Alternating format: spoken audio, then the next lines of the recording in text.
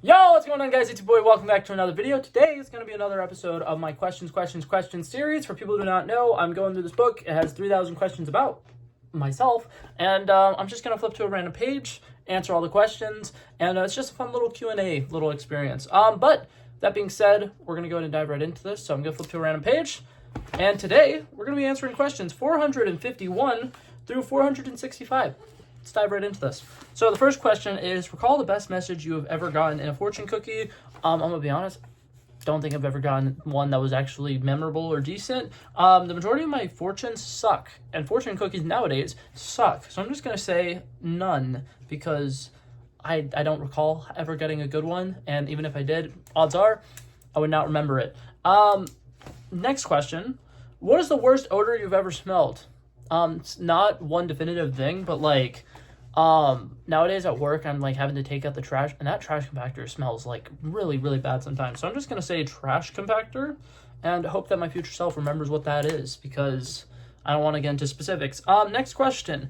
What is the most memorable class you've ever taken in school or college? This is a really hard one. I'm going to say my theater class, my last year of senior year, which I feel like could definitely be recency biasy because it was one of my last classes that I ever took. But one thing that I really liked about it was every Friday we had karaoke Friday, and the theater teacher literally found a loophole so that we could do karaoke Friday every single Friday the entire year, and it'd be, part of the like proper lesson plan, and it was great. And then on top of that, we obviously had like improv games and stuff like that, and just overall, all the people in that class were also pretty memorable people. So that one's a pretty no-brainer one. Next question. What is the scariest place you've ever been stuck or trapped in? Oh my god, I've answered this question before. I think for the last one was just, have you ever been stuck? But this one, my answer is in a storage unit. Not what, a sewer. Why did I say a storage unit? I don't know. It was a sewer, like one of the underground sewers. Me and my friends were a lot younger. We were like, oh my god, let's be like little adventurers or whatever. So we went into a sewer, and eventually it got to a point where like it gets really, really small to kind of like avoid alligators and stuff from being able to crawl into it. And so we were going, and it starts off like a relatively decent sized hole that we could all fit in without any problems. And as we were getting further and further into it, it started getting smaller and smaller. I was the person leading the pack, and the people behind me were like, hey, why'd you stop? And I'm like, because I'm literally stuck. And they kept being like, no, just keep going, just keep going, just keep going. I got to a point where my shoulders were like literally like this, and I could not move at all, and they kind of had to pull me out. It was a very spooky moment. But yeah, so being stuck in a sewer, pretty terrifying. Next question is, in your opinion, is there anything lacking from music today? I feel like I don't hear saxophones enough. George Michael's little saxophone part in the Careless Whisper song is one of my favorite like moments in music ever. And nowadays I feel like we never hear like the saxophone, the trumpet, anything like that. So I'm gonna put specifically saxophone, because I would love to hear the saxophone in more popular music nowadays. What would you do if you made a mistake and as a result somebody died? That is a really, really messed up question. I don't know how to answer that, and I also don't think I should answer that, because this could be used against me in the court of law in the future if this ever was to happen. So I'm just going to ignore it.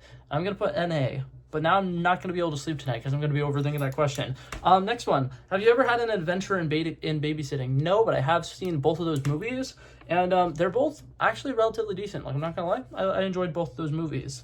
Next question. How shy are you when you meet new people? Insanely.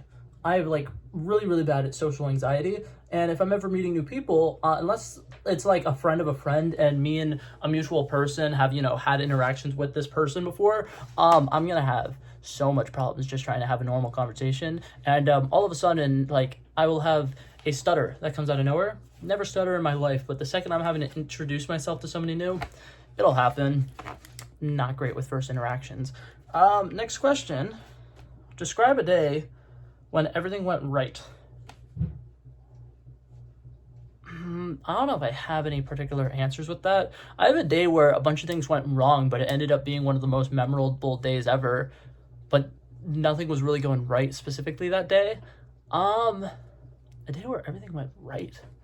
I mean, I could just say, I'm just going to put Barbenheimer, because me and my sister went to go see Barbenheimer, and it was a really, really nice day because I thought I wasn't going to be able to do it because the weekend that Barbie and Oppenheimer released, I was away and I was in Rhode Island. And so I ended up getting to see one of them the day that it came out. I went to see Barbie with my family and it was great and I really enjoyed it. I thought it was a fun movie. And then I was really bummed out that I wasn't getting to watch both of them together. And the weekend that I got back from that little vacation or whatever, I was going to go watch Oppenheimer by myself. And my sister there, who knew I was like bummed out because I didn't get to do the whole experience, was like, "Oh my God, let's go have a Barbenheimer day and let's go watch both of them." And I was like, "Yes, that would be amazing." And it was a really, really nice day.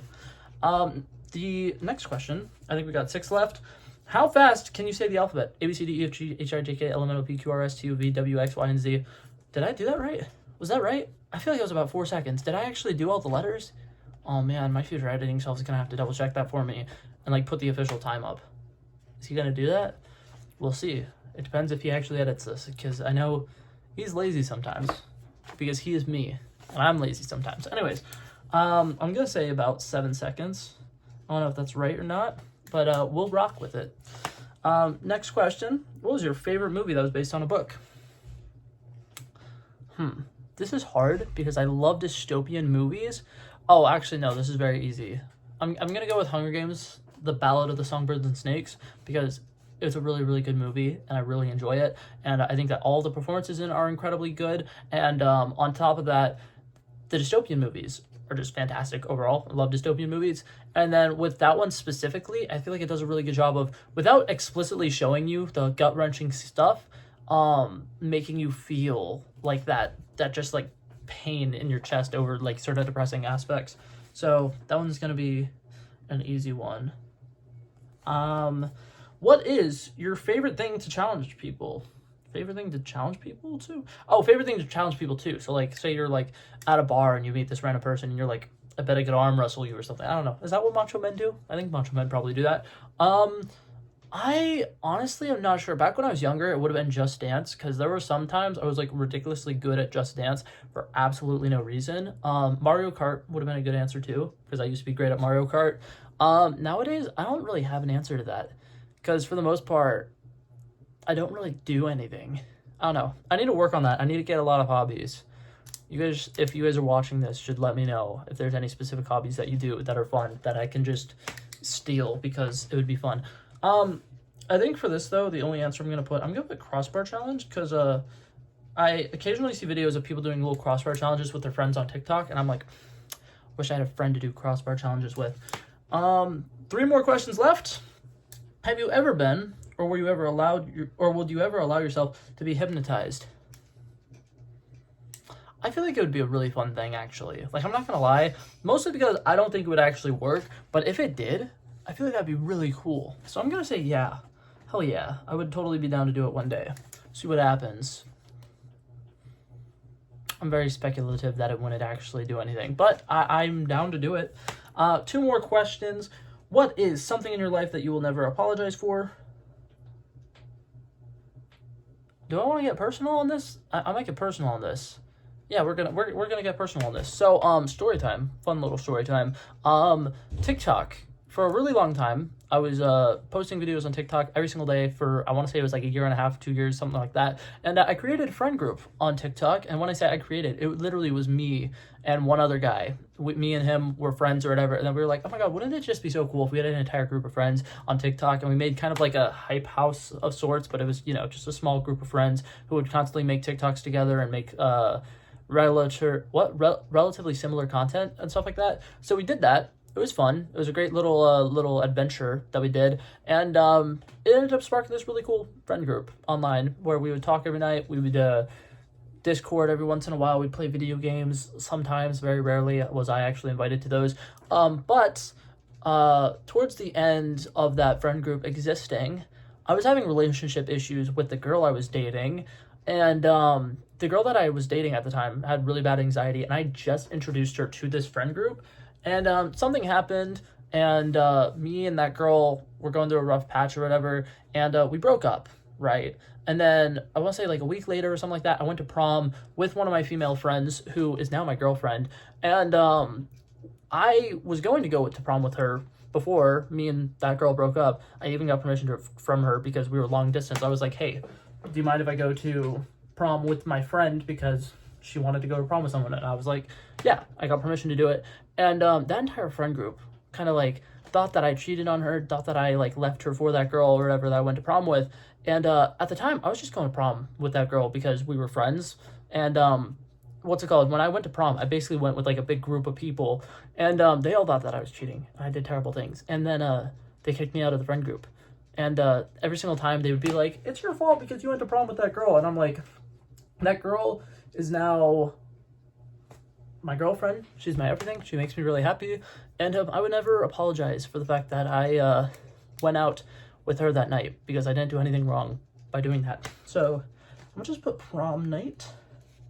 And then we got one last little question here.